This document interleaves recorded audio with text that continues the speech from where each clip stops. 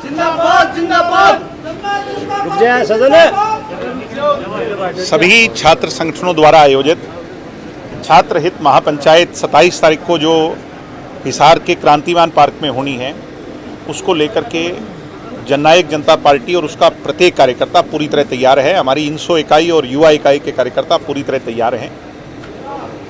उन बहनों को न्याय दिलाना, उन गरीब दलित साथियों को न्याय दिलाने के लिए और छात्रों पर जो अत्याचार हुए हैं उसके खिलाफ न्याय की आवाज़ बुलंद करने के लिए हम जगह जगह जा रहे हैं। गांव दर गांव हमारे संगठन के लोग जा रहे हैं और डिस्ट्रिक्ट हेडक्वार्टर पर हम सब जो लोग जाकर सबको संगठित लामबंद कर रहे हैं। ये लड़ाई बहुत लंबी लड़ाई हो सकती है और इस लंबी लड़ाई के लिए कमर कसना बहुत ज़रूरी है। इसलिए मैंने अपने साथियों को आज ये भी कहा है कि वहाँ पर तैयारी से आना, ये सोचकर नहीं कि एक दिन धरना दिया और चले जाएंगे। बड़ा संघर्ष भी करना पड़ सकता है। सरकार की नीयत जो है वो बड़ी बदनीयती है। अत्याचार हो रहा है, झूठे केस लगाए जा रहे हैं, यूनिवर्सिटियों के दरवाजे स्टूडेंट डेमोक्रेसी के लिए बंद किए जा रहे हैं। ऐसे विषय में हमें बहुत मजबूती से संगठित होना पड़ेगा और सरकार को हिलाना पड़ेगा, उसकी कुर्सी को हिलाना और सबक सिखाना पड़ेगा। उसके लिए हमें संगठित होना। जांच से पहले एफआईआर तो होगी कि नहीं होगी सीएम साहब? 2 गमले टूटने पर एफआईआर हो सकती है, तो बंदूक दिखाने पे एफआईआर भी नहीं होगी? ये कैसा हरियाणा है? एबीवीपी के कार्यकर्ता दिल्ली के अंदर यूनिवर्सिटी लड़कियों के कॉलेज में जाकर वो हल्ला करते हैं, कोई कार्रवाई नहीं करते आप लोग? हम तो वीसी से मिलने गए थे। आप पानी की गहराई को नाप रहे हो सीएम साहब। मैं आपसे आपका आदर करता हूं, आप ओबीसी के पहले मुख्यमंत्री बने हरियाणा के, आपसे उम्मीद है और हम आपका सम्मान करते हैं, मगर आप आपकी मंशा अनुरूप हमारी नीयत को जो नापने की कोशिश कर रहे हो, इसमें कामयाब नहीं हो पाओगे। मैं आपसे फिर प्रार्थना करता हूं, एफआईआर रजिस्टर हो, इन सब लोगों को लाइन हाजिर किया जाए और कार्रवाई हो। मुझे एक बात बताएं सीएम साहब कि जो डीएसपी रात की रेड की टीम को कमलजीत लीड कर रहा हो, एसआईटी का इंचार्ज वो कैसे हो सकता है? सुप्रीम कोर्ट के आदेश को तो आपकी पुलिस मानती है कि नहीं, कि उसको भी मानना भूल गई? जो 6 दिन तक भी आपने एफआईआर की कॉपी अपलोड नहीं की, कहां से न्याय की उम्मीद करें आपसे? जिस प्रकार से ने कहा डीजीपी ने उनका नंबर ब्लॉक कर दिया है और सीएम साहब भी सरकार, अभी भी मैंने भिवानी एसपी को भी कंप्लेंट किया। हमारे आगे पीछे बिना नंबर प्लेट की बलेरो गाड़ियां गुंडागर्दी करती हुई चल रही थी। आज की बात है, आज की घटना है। मैंने अभी एसपी साहब से पूछे आप, मैंने एसपी को कंप्लेंट दी है और रिटर्न में भी अगर वो चाहेंगे तो मैं भिजवा दूंगा। उसकी कोई वीडियोग्राफी हमने कराने की कोशिश की, बामला गांव के अंदर घुस गए वो लोग। पुलिस की गाड़ियां थी, बलेरो नियो गाड़ी थी, रेड लाइट लगी हुई थी, काले शीशे थे, सिविल ड्रेस में हथियारबंद लोग उसमें बैठे थे। पता नहीं वो किस कारणवश हमारे आगे पीछे घूम रहे हैं, क्या करने की कोशिश कर रहे हो? इन चीजों से हम डरने वाले लोग नहीं। सोशल मीडिया पे बातें उठ रही कि डिप्टी सीएम के साथ ऐसा हो सकता है, आम आदमी के साथ तो हमारा एक ही कहना है कि यूनिवर्सिटी कॉलेजों के दरवाजे हम सामान्य छात्रों की आवाज के लिए बंद नहीं होने देंगे। अगर आपको लगता है छात्र संघ चुनाव नहीं कराओगे, फीस बढ़ोतरी पर बात नहीं करोगे, हॉस्टल की बात नहीं करोगे, गर्ल्स की सैनिटेशन की बात नहीं करोगे, कैसे बच जाओगे आप? आरएसएस के कार्यक्रम क्यों होंगे भाई? विश्व हिंदू परिषद के कार्यक्रम क्यों होंगे? गीता का पाठ क्यों पढ़ाया जाएगा? मुझे गीता से समस्या नहीं है, मगर मुझे समस्या इस बात से है कि अगर उन्हें अधिकार है तो फिर हमें क्यों नहीं?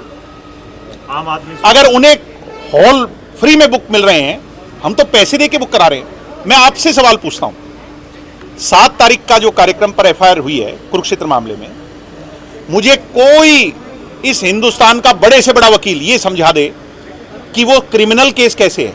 हमने परमिशन लेकर के प्रोग्राम किया, हमारी उम्मीद अनुरूप 300 की जगह 1000 बंदे वहां पहुंच गए, लड़के लड़कियां आ गए। कार्यक्रम में जब ज्यादा भीड़ हो गई तो कुर्सी पर एक की जगह 2 लोग चढ़ गए, कुर्सी टूट गई। जब कुर्सियां टूट गई तो उसका आपने 25,000 रुपए हमारा सिक्योरिटी फॉरफिट कर ली और कुर्सी हम ठीक कराने को राजी हो गए। तो 16 तारीख को आप एफआईआर कैसे करवा रहे हैं? मुझे समझाएं तो सही। दीवानी का मुकदमा, सिविल का मुकदमा आप क्रिमिनल कैसे बना सकते हैं? मुझे ये तो बताइए, क्राइम क्या हुआ वहां पे? हम पूछ रहे हैं, कोई जवाब ही नहीं है। एसपी से मिल रहे हैं, कोई जवाब ही नहीं है। कोलैप्स कर गया है जी सिस्टम। अरविंद केजरीवाल से मिले हैं आप? लगाए गए हैं हैं जी? जो इंस्पेक्टर उसके महिला एक और सामने निकल के आई जिन्होंने आरोप अभी तो आप 27 तक इंतजार करो। मैंने कहा कि हमारे पास इतना मटेरियल है, मगर हम मजबूर नहीं करना चाहते, किसी को शर्मिंदा नहीं करना चाहते। हम चाहते हैं कि सरकार संज्ञान ले और निष्पक्ष जांच हो, जो दोषी है उसको दंड। अरविंद मगर अगर उस हरकत तक वो जाएंगे तो हम हर तरीके से तैयार हैं, कमजोर मत समझें। और मैं एक बात और कहना चाहता हूं, मेरे साथी 27 तारीख को जो स्टूडेंट, हर स्टूडेंट ऑर्गेनाइजेशन जो आएंगे वो अपने कपड़े का बैग साथ ले आएंगे। ये मत सोचना कि वो ये सोच के आएंगे एक दिन की कार्रवाई है। हम लंबी लड़ाई के लिए तैयार हैं और हर तरीके से तैयार। अरविंद केजरीवाल से मिले हैं क्या? कोई तीसरा मोर्चा खड़े? अरविंद केजरीवाल जी से काफी लंबे समय से मिलना ड्यू था, उसका इस विषय को जोड़ना गलत होगा। मगर आज के जो विषय हैं उस पर चर्चा उनसे हुई और उनसे हमारे बहुत अच्छे संबंध रहे हैं। पहले भी मेरे तो पहले इलेक्शन में उन्होंने मेरा साथ दिया और आगे भी हम मिलजुल करके सरकार के विरोध में तो इकट्ठे हो ही सकते हैं ना। तो हिसार अंतिम सवाल राकेश टिकैत आए थे, कह रहे थे उसी दिन अगर टेंट लगा लेते तो ये नौबत नहीं। ऐसा है, मैं राकेश टिकैत जी का बहुत आदर करता हूं।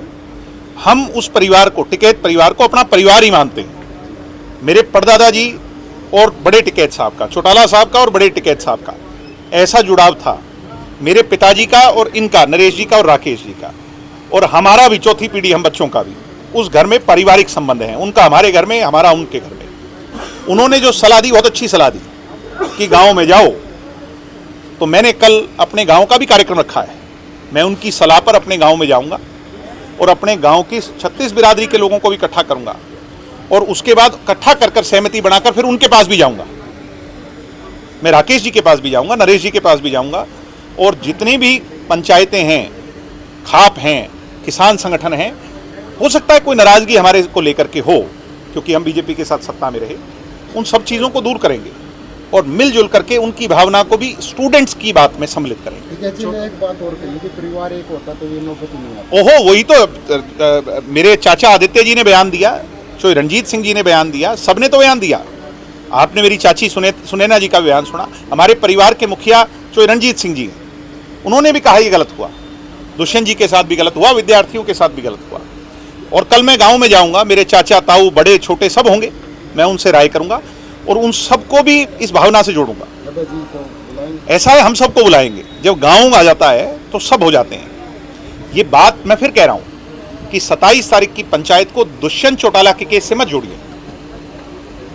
दुष्यंत के साथ जो हुआ उसकी लड़ाई हम अदालत में लड़ेंगे। हम 27 तारीख को उन बच्चों को न्याय, जिनको ये घसीट के लाए हैं, जिनको जाति सूचक गालियां दी हैं, उन दोनों बहनों को जिनकी आवाज सामने आई है, उनकी आवाज